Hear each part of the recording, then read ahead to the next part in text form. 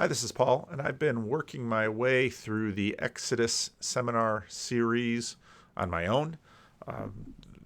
Word was that it's going to be released on YouTube in April, and so I've sort of held back on a lot of it, and I'm trying to catch up. I've enjoyed all of the episodes, but there are some that are particularly good, and episode 10 is an excellent one, and it touches on a bunch of the issues in this little corner. And what I thought is that this episode gets at exactly where the moment is right now, at the decline of sort of modern Christianity and the conceptualization and sort of the cutting edge where Jordan Peterson and Jonathan Peugeot and this little corner have all sort of been working at. So when I saw this video, I thought, here it is. Here we go. They would pray to their own gods, and then they'd have a contest. And when the Greeks fought each other, they would pray to their own gods, and then they'd have a contest, and they'd see whose god was the strongest. Okay, now that obviously is sort of a... In episode 10 as well, was it episode 10 or 8? Shoot, which one was it? They had a big conversation about natural law that very much gets into God number 1 and God number 2. It was the conversation about Jethro. So it was in episode 8. And it was the conversation about Jethro as a priest of Midian.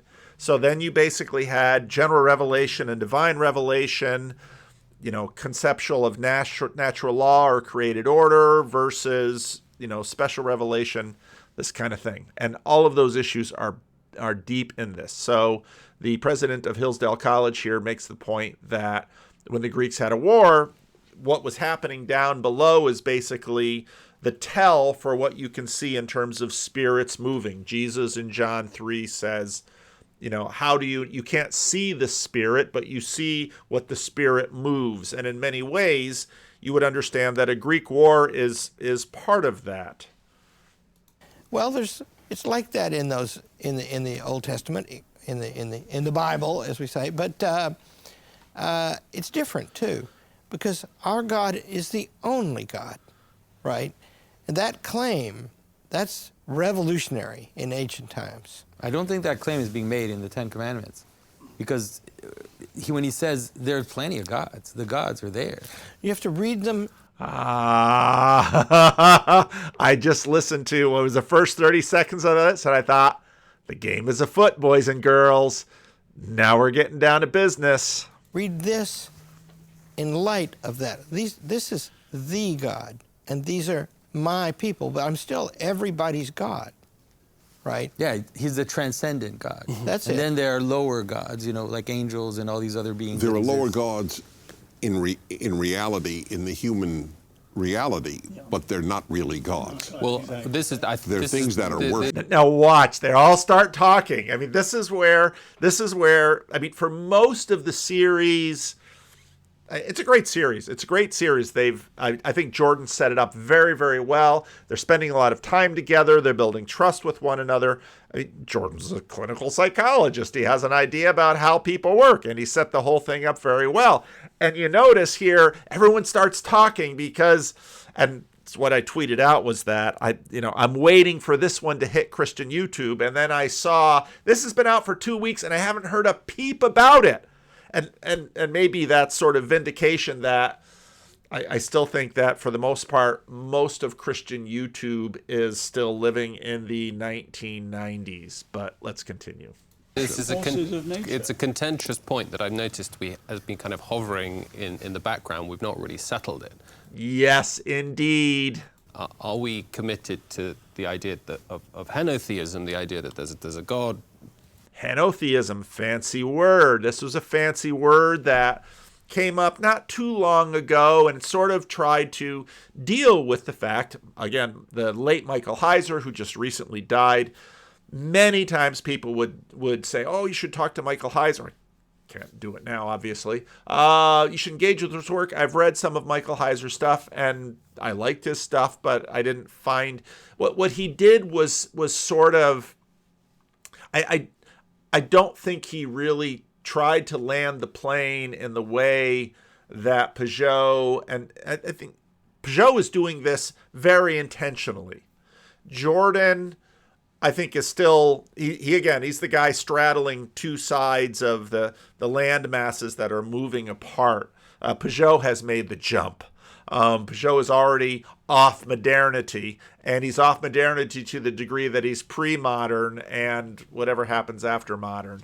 But God, Yahweh, the God of Exodus 3:14 is the top God, but there are, in reality, not just in our human reality, our human imaginations, actual gods.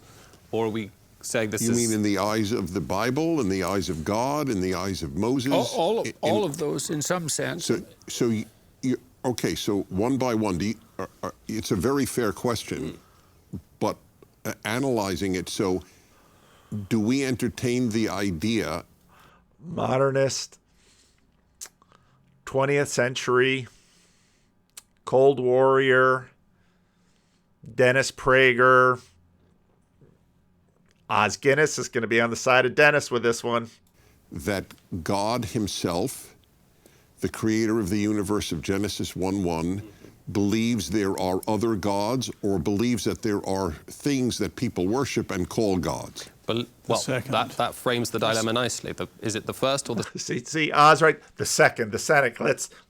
We've got this monotheism all worked out in modernity. We've had it for a couple of 100 years, and James Orr is like, James Orr's already, he's the one who's felt the tension. Peugeot's already on the other side. Peterson sort of, I think, keeps his weight on the other side. Peterson, again, he's got one leg in both, and he kind of shifts back and forth on this. But when it comes to the religious question, Peterson is already on this other leg. The second. Is it henotheism or monotheism? So there are principalities and powers. There are... You don't hear this scrum through most of the Exodus seminar. You don't. This is where the room gets divided, and it's divided in a very big way, and they sort of get to a point and they leave it alone because they can't process the whole thing. I think the Bible is monotheistic. That's what I'm totally with you, Dennis. Yeah, I know you And I know the philosophers of religion make this distinction. But I think the biblical view, the Lord alone is God. Yeah. And Calvin's idea, the human heart is a forge of idols. Well, the angels are named gods in the Bible by the text. Principalities and powers of Paul. No, but even the word. Yeah, the but word as for the Dennis said, gods. people believe in those things. Now, one of the very interesting things also about this series is the degree to which Dennis Prager, probably after Peterson, does the most talking throughout the series, and I really appreciate his contributions. He's fun to listen to. He's honest. He's entertaining. Really enjoyed Dennis Prager, but I knew when they hit this, Prager and Guinness are going to be on one side, Peterson and Peugeot on the other. I didn't know James Orr. I think this is part of what James Orr, as in terms of who he is and where he's at, he leans there. President of Hillsdale sort of keeps quiet. He's, again, an older guy, very much steeped in modernity. Stephen Blackwood, I don't think he says anything in this clip, but he's the most quiet, generally speaking, through the whole thing. He's there every time, but he's very measured with his words. Things they do today, reason. No, but the angels science. that God sends are called gods. By whom? I mean, the angels that are in God's service are used. Sometimes they use the same word. I don't know that that's so in the Hebrew Bible. Okay. And there are moments in this series. I know I talked about this when the series first came out. Was it a good thing that they didn't actually have a biblical scholar around the table? Dennis Prager is not a biblical scholar. He's written commentaries. He knows Hebrew. He knows Hebrew because he was raised in it. And it's been interesting getting to know some people who read Hebrew as read Hebrew natively to the degree that we can say that versus, let's say, a biblical scholar, because the point Peugeot is making, see, Peugeot doesn't know any Hebrew. The point Peugeot is making is basically Michael Heiser's point about the Elohim.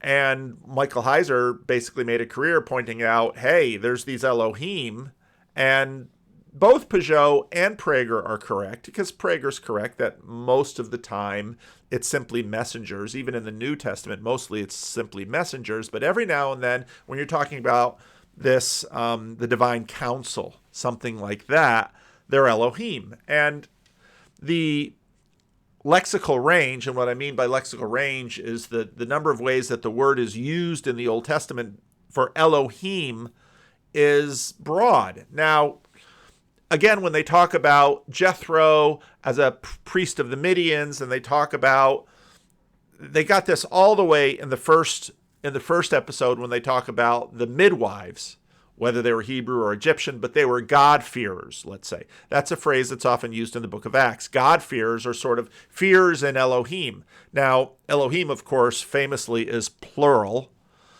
And I remember years ago when I was looking for the relationship between the Sermon on the Mount and Plato's Republic, I picked up a copy of Plato's Republic in Greek, started reading portions of it in Greek, and noticed that, there's God and gods in Plato's Republic. The ancient world did have a way of talking about, why would Socrates in Plato's Republic talk about God and also the gods? What did they distinguish in classical period between God and the gods? And I've talked a lot about Kaufman and the Metadivine Realm, and a lot of that went on. But again, Prager is not an Old Testament scholar. He's not a biblical scholar. They don't really have a biblical scholar around the table. And again, as I said before, part of me is glad they didn't have one, because I didn't want to see them always bogging down in things. But every now and then they hit a question that even myself, as I'm not a biblical scholar, I'm a minister. What does that mean? That means I use biblical scholarship. I'm familiar to a degree with biblical scholarship. I've got some capacity in Hebrew and Greek, less in Hebrew than I do in Greek. But I know some things that it seems sometimes nobody around that table knows, because even when the first episode when Greg Hurwitz was there, he says, well, why in the King James are some of these italicized? And I talk about that in my Sunday school classes going on about, theories of translation and kind of word for word translation. And anyway, so Peugeot is right, but he doesn't quite have the language to talk about it because he's not playing with Hebrew. Prager is right, because most of the time it's simply a messenger. That's the Hebrew word that's used. But if you read that, so the angel of death is a messenger, and the angel of the Lord, of course, is a particular tradition that happens, and that's when we get into all of our discussion about the Trinity, hypostasis, yada yada yada. So they're not called gods. The Jews were not always monotheistic. What about the people who were sent to Abraham? The yes, angels. So they were angels. That's correct. Right, but they're on this. But again, I mean, the Hebrew word is basically messengers. And in fact, the three visitors that show up for Abraham. So yeah, there are some moments in here where a little bit of technical information might help, but it wouldn't clear things up, because this whole question, again, Michael Heiser made a career about this. This whole question about how is the world constructed gets into this. They're on a divine mission. Right. So what are they? Hebrew has no word for angel. Yeah. What are they? What's called angel malach is messenger. They're God's messengers. Mm-hmm. That's what angel means too in Greek. Yeah. So is it in the book of Revelation? You guys will know where somebody's going to bow down before emissaries from God, and the command is, "See thou do it not. I am fellow servant." You see, so I think this one God. I think that, and see, it doesn't make as much sense of the universe if there are many gods. You know, in Aristotle and Plato, they're not many gods, right? I guess, well, then we're faced with a thorny problem. When, just read the dialogue, Socrates is, Plato's Republic opens up and they're down by the port and there's a procession for one of the gods. Socrates understands that.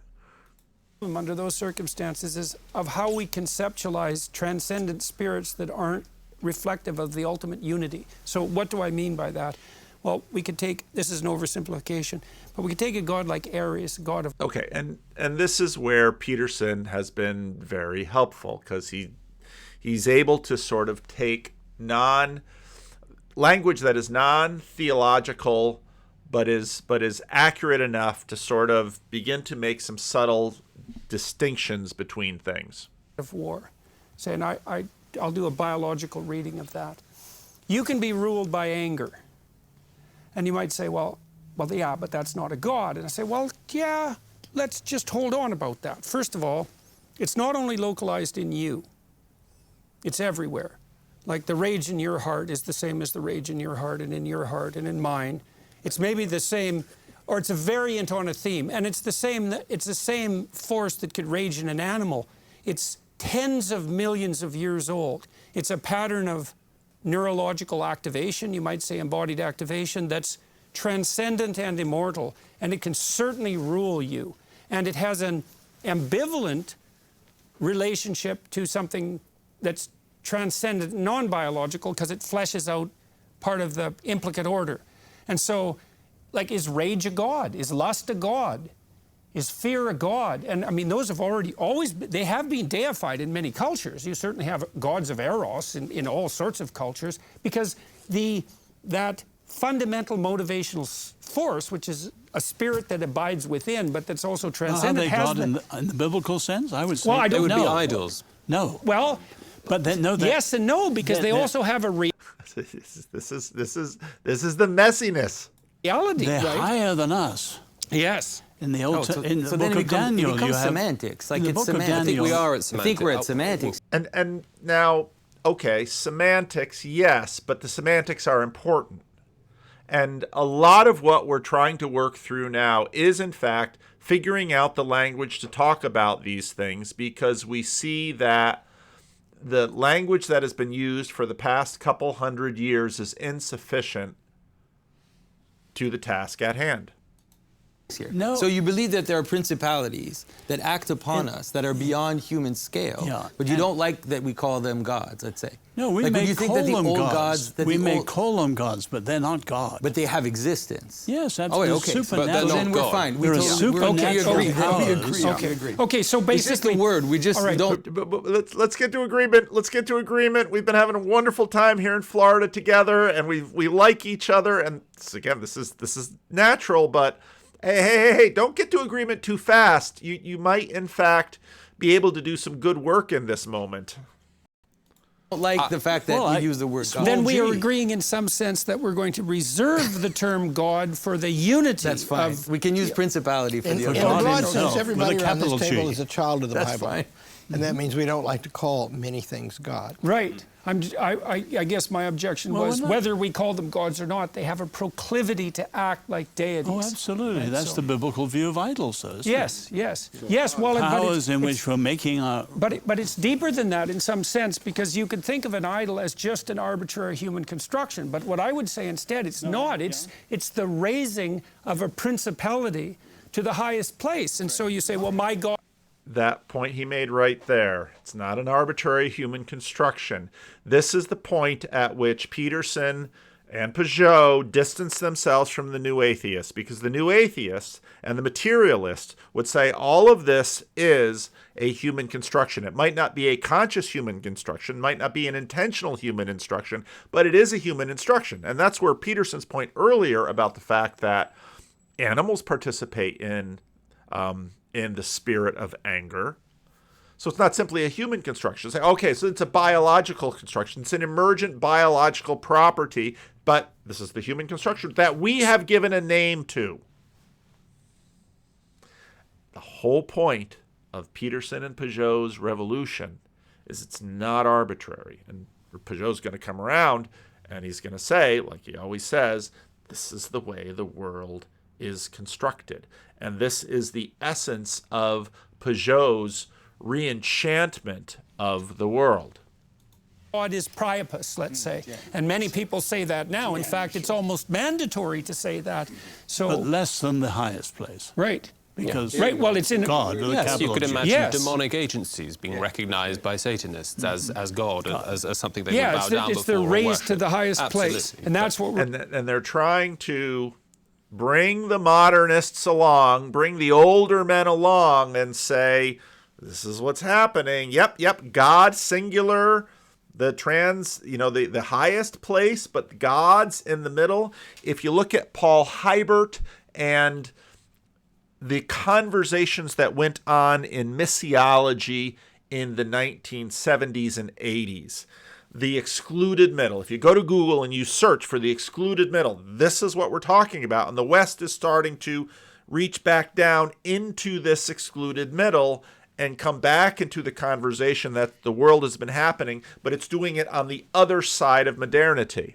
we're objecting to. Is And that- there's no disagreement that Well, I don't know. we're I not. want to know, Dennis, what do you think? Like, do you have a sense of the notion of principalities or demons? Is this something that you entertain in your... Now, this, of course, is critical because a lot of the stuff you have in the intertestamental period, big question about the dating of the book of Daniel, when we sort of arrive on set in Galilee and Jerusalem in the New Testament, and then Paul in the broader empire, you have all of this resurrection, principalities and powers, angels, demons. But if you're strictly adhering to the Hebrew scriptures, especially if Daniel is a part of the writing and not of the prophets, it's a different picture. worldview? So We're giving you the hard questions today, Dennis. yes, indeed, and I'm honored. Is it your Dennis or your? Well, you're as the I one, understand, you're sitting Jewish. here, so I'm asking you, and you can answer the way you want to answer. I'm a strict monotheist. There's one God, end of issue. There are no demons. Even I will say though And this is where we see just how, and he would. I'm sorry, Dennis, if you're watching, we're going to say something you're not going to like. This is how secular you are. This is how modernist you are.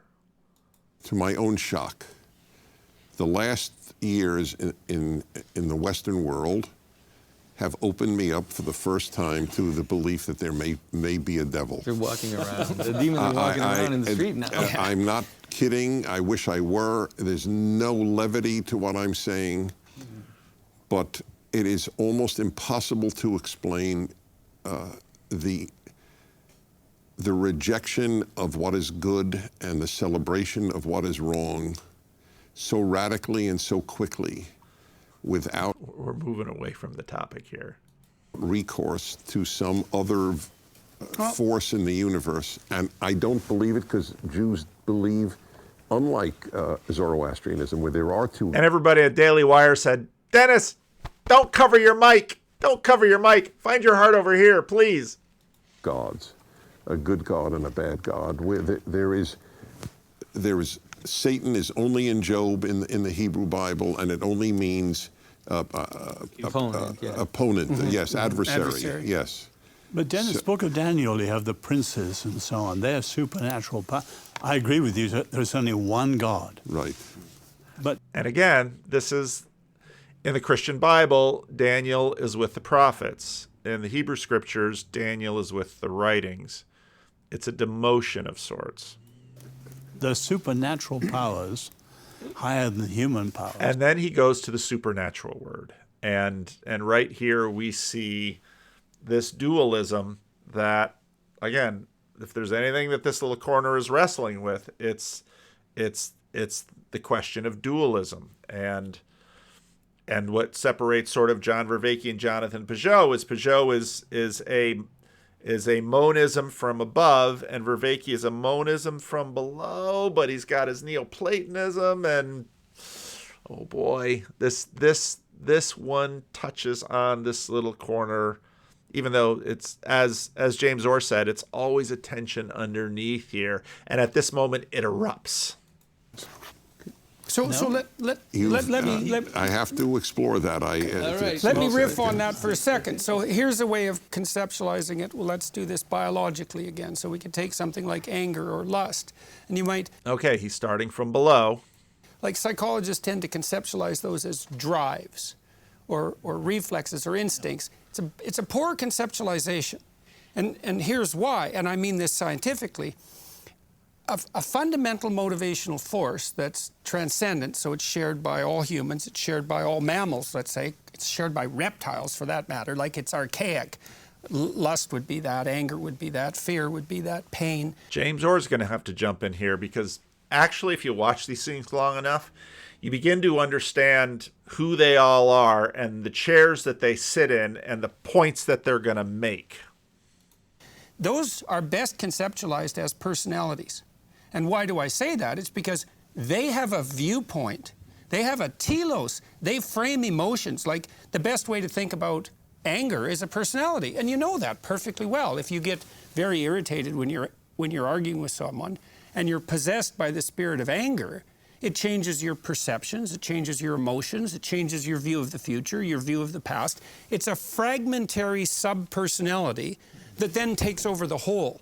And then you could imagine that a malevolent sub-personality, so for all intents and purposes a demon, is an aggregate of those fundamental sub-personalities that's integrated in a manner that's very, very powerful and that partakes of that motivational force. Okay, so now we have a bottom-up understanding, articulation of a demon. But you've got the question, and this goes all the way back to the first biblical series, all the way back to, I forget if it's the guy who wrote me. I would have to go back and look, but it's a guy who kept saying, he's written me before and he's left comments. He says, I'm the one who asked about Ratzinger. Because the question is, well, if there are no human beings, would this demon still, and then suddenly it's like, well, is this a human conceptualization, or is there, in fact, in our conceptualization, something of a spiritual strata that doesn't simply emerge from the biological mechanisms that come out of chaos, or does it actually provoke and create the strata, or what's the relationship between them? In many ways, there's the question. Maybe you're angry and afraid and resentful and lustful all at the same time, and that's it. It's like a very high-order malevolent spirit has got you in its grip. And there is a reality to that. Now, we wouldn't want to say that if we're going to reserve the term God for the highest possible unity. Now he's looking at Jonathan, of course, because Peterson, even here, he talks to one person at a time, not just on stage. It's definitely not that, but it's certainly it's a transcendent principality, and it is a spirit and a personality. But the way you frame that, Jordan, is still basically metaphorical. Yeah. Oh, is it metaphorical? Now we're knocking on Brett Weinstein's door. Isn't it? This is still, you talk about being possessed. I don't think so. I mean, no. And of course, Peugeot will come in, and then of course Os Guinness will come in, but Prager's got to be sort of to the side with this because of the construction of Prager's modernistic Judaism. Tradition, I mean, certainly the Christian tradition has demons. Demons have agency. But those demons are allied very closely to our passions. Sure. They're almost like... And this gets into the second conversation that Peugeot and I had, and I was still very new with a lot of this stuff, but I could sense something interesting was going on, and so it's that monistic drive to keep it together, and I think they're right. And this is where I've wanted to do. I haven't really felt ready yet, but I've wanted to make a video or two about demons as such and angels as such, because I've clearly picked up a lot from Peugeot, but I've still got a lot of James Orr's forming in me as well. Like a cosmic version of the local passion. And there are certain ways in which, through the kind of free agency of the individual, they could kind of admit they can conduct themselves in a way that makes them more vulnerable to those kind of external Well, they agencies. open the door to it. But would you accept that, Jordan? You would accept that there are, as it were, extrinsic sources that are going to operate on the... Will you accept that, Jordan? Jordan, are you ready to accept? This is the James Orr altar call. Psychological structures of an agent, in addition to the kind of cumulative weight of all the bad decisions. It's microcosm, macrocosm. Yeah. You have to see the human person as a microcosm, and then these cosmic forces. So we are. Okay. So was that what Jordan was setting out? I think. Yeah, you're comfortable with that. So. Okay. Well, Jonathan, you can't walk down. You can't do the altar call for Jordan. Well, it's complicated too, because so imagine that you're possessed by an aggregate of these motivational states. Okay, well, because then you're saying motivational states, well, so that, okay. Let me elaborate it right. one bit further, though, because you could also imagine that there are culturally developed manners in which that aggregate has expressed itself. So, for example, let's take the Columbine killer, for example. So I read his writings, and I put myself in his position, let's say, that brooding position on evil. So he allowed himself to be possessed by a set of motivational states, one of which was certainly covetousness, certainly resentment, hatred, powerful dark motivations. But now that comment about covetousness, the video that I did before about lust, it's the same episode of this. It's a little bit earlier in it. Manner in which that manifested itself also had a culturally conditioned element, right? I mean, there's a satanic element to it that's like, it's like satanic in the poetic kind of Milton, mimesis of Miltonic malice. sense. Exactly that. Yeah. And you see this, you really see this with the mass slayers, because they compete with one another. So there's a subculture of... Now this gets back to what he said about Hitler and how Hitler sort of co-emerges with Germany, and they help form and make each other. And this is where spirits are, and I think Peugeot is correct, spirits are through and through, I'll say it that way, rather than because stuff is so hard. Of high school shooters underground, and they know of each other, and they try to outdo each other, and so that's a mimesis But Jordan, of sort. would you go one further? I mean, you're going individual, cultural, microcosm, macrocosm. Would you go natural, supernatural? Well, so I think that's still a distinction between the way you put it out, Jordan, and the way that... Okay, well, but then I would also say, this is where it gets very complicated, is that...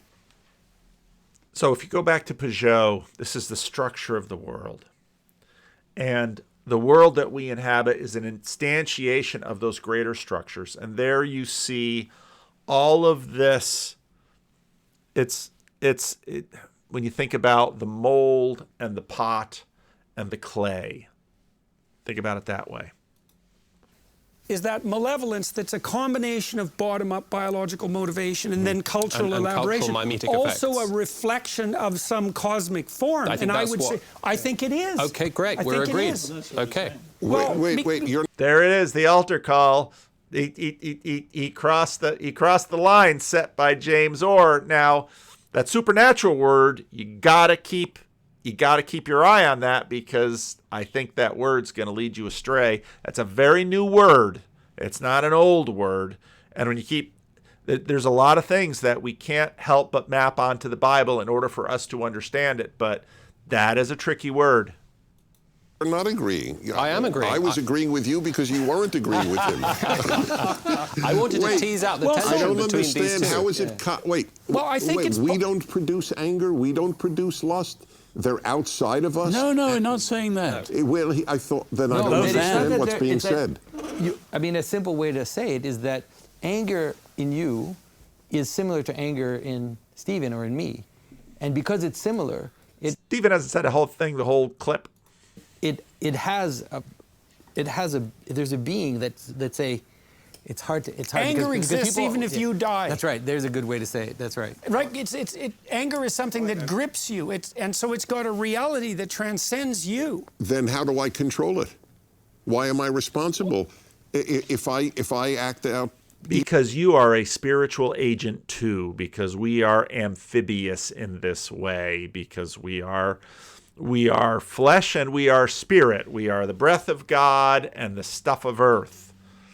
Evilly and anger controls me, I have an excuse. Well, my answer to that would be... And this is where we talk about reciprocal narrowing.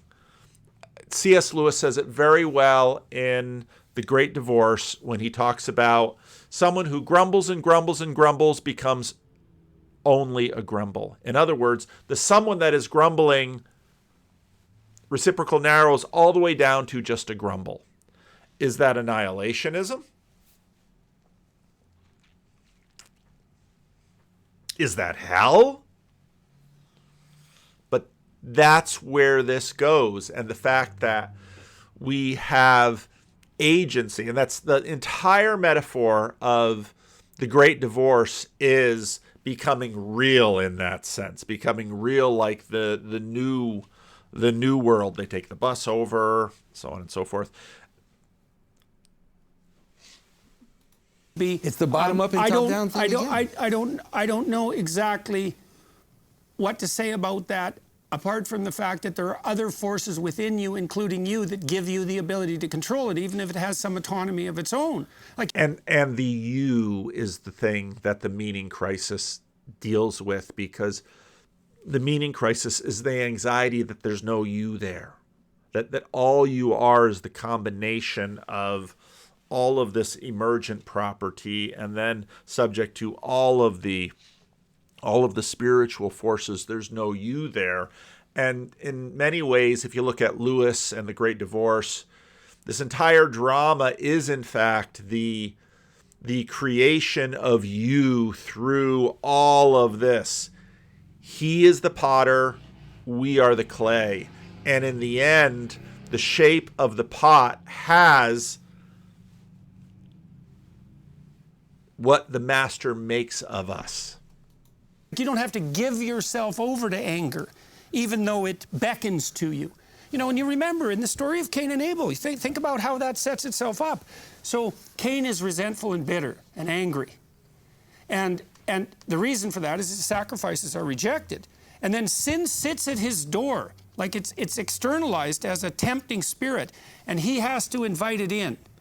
You know, it's the same idea in stories of vampiric possession, as you have to invite the vampire through the window. So I would say you can open yourself up to this possession or decide not to do it. And there's an element of free choice in that for sure. And this is why God calls Cain out.